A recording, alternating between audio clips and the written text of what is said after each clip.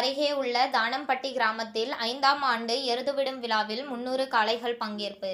சீறிப்பாய்ந்த காளைகளை ஆயிரக்கணக்கான கிராம மக்கள் கண்டு மகிழ்ந்தனர்.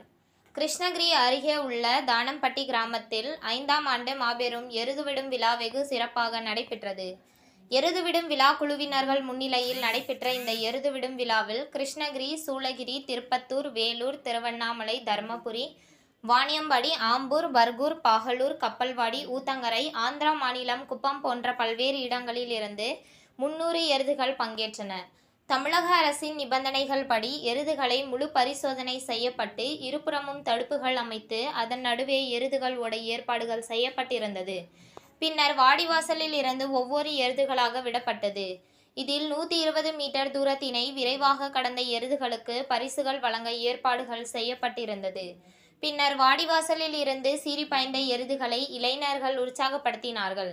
இந்த எருதுவிடும் விழாவில் குறைந்த நேரத்தில் இலக்கை எட்டிய எருதுகளுக்கு முதல் பரிசாக 1,01,000 ரூபாயும், 2வது பரிசாக 80,000, 3ஆம் பரிசாக 60,000, 4ஆம் பரிசாக 40,000, 5ஆம் பரிசாக 30,000 வழங்கப்பட்டது.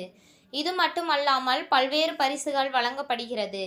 இந்த எருதுவிடும் விழாவை மாவட்டத்தின் பல்வேறு பகுதிகளில் இருந்து ஆயிரக்கணக்கான மக்கள் ஆர்வத்துடன் கலந்து கொண்டு கண்டுகளித்தனர்.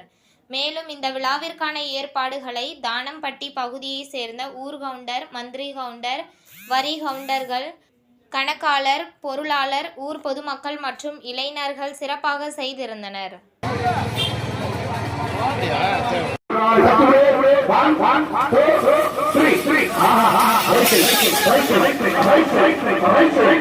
உங்கள் தேடல் நியூஸ் சேனலை லைக் பண்ணுங்க, ஷேர் பண்ணுங்க, கமெண்ட் பண்ணுங்க, ஆல் பெல் பட்டனை கிளிக் பண்ணுங்க, மறக்காம சப்ஸ்கிரைப் பண்ணுங்க.